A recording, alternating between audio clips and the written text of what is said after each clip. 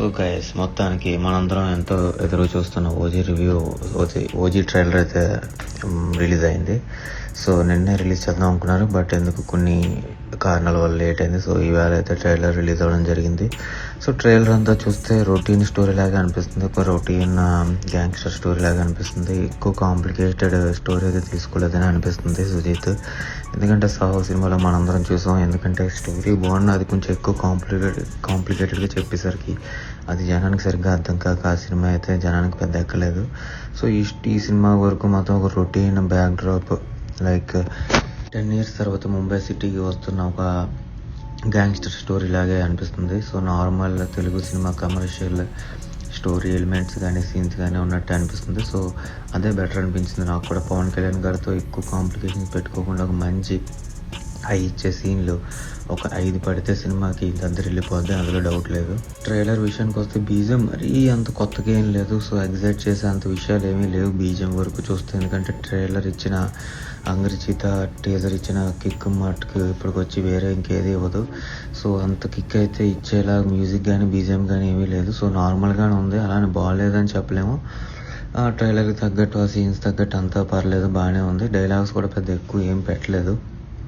And heroine బయటకు వచ్చి చూసేసరికి పవన్ కళ్యాణ్ గారు సైడ్కి తిరిగే షాట్ అయితే ఎక్స్ట్రాడినరీగా ఉంది. అది కొంచెం పంజా సినిమా ఫీల్ అయితే వైబ్స్ అయితే అనిపించింది నాకు, పవన్ కళ్యాణ్ గారు అలా సైడ్కి తిరిగి చూస్తున్నప్పుడు.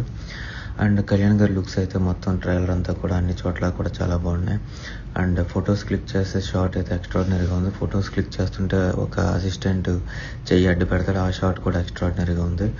అండ్ లాస్ట్లో వాచ్ తిప్పుకుంటూ నడుచుకుంటూ వచ్చే షాట్లో కూడా మ్యూజిక్ బాగుంది అక్కడ. అండ్ లాస్ట్లో డైలాగ్ మాత్రం పీకే గారి ఎడిషన్ లాగా అనిపిస్తుంది. నా కొడకల్లారా ఓజస్ గంభీర్ అదంతా కూడా పీకే గారి ఇన్నోవేషన్ లాగా అనిపిస్తుంది. అండ్ అంతేకాకుండా ఇంకా అక్కడక్కడ ట్రైలర్లో షార్ట్స్ కూడా చాలా మటుకు నాకు తెలిసి పీకే గారి ఇన్వాల్వ్మెంట్ ఉందని అనిపిస్తుంది. ఎందుకంటే పీకే గారు నిన్న చూసిన ఆడియో రిలీజ్లో కూడా చాలా ఎగ్జైటింగ్గా చాలా ఇన్వాల్వ్ అవుతూ కనిపించారు. సో పీకే గారు ఎంత ఇన్వాల్వ్ అయ్యారంటే ఖచ్చితంగా డైరెక్షన్లో కూడా ఎంతో కొంత ఆయన ఇన్వాల్వ్మెంట్ ఉందని అనిపిస్తుంది నాకు. సో మొత్తం మీద పీకే గారు ఎంతో ఇష్టపడి ఛానల్ తర్వాత ఇంట్రెస్ట్గా ప్రమోట్ చేస్తున్న సినిమా ఇది. సో డెఫినెట్గా పీకే గారు ఇంతలా ఇన్వాల్వ్ అయ్యి నచ్చిందంటే డెఫినెట్గా ఆయన 100% ఇచ్చారని అనుకుంటున్నాను.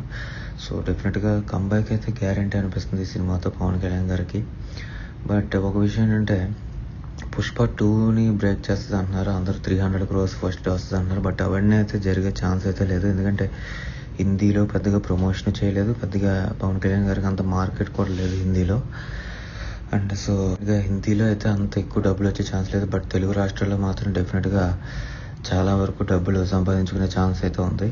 కానీ పుష్ప 2ని మాత్రం బీట్ చేసే అవకాశం లేదు. అండ్ మోస్ట్లీ నాకు తెలిసి ఒక 500 నుంచి 600 కోట్ల వరకు ఈ సినిమా అయితే కలెక్ట్ చేయొచ్చు, అంతకు మించి కలెక్ట్ చేయకపోవచ్చు. ఎందుకంటే ప్రస్తుతం ఉన్న మార్కెట్ బట్టి, పవన్ కళ్యాణ్ గారు ఉన్న మార్కెట్ బట్టి కానీ ప్రమోషన్ బట్టి కానీ చూస్తే.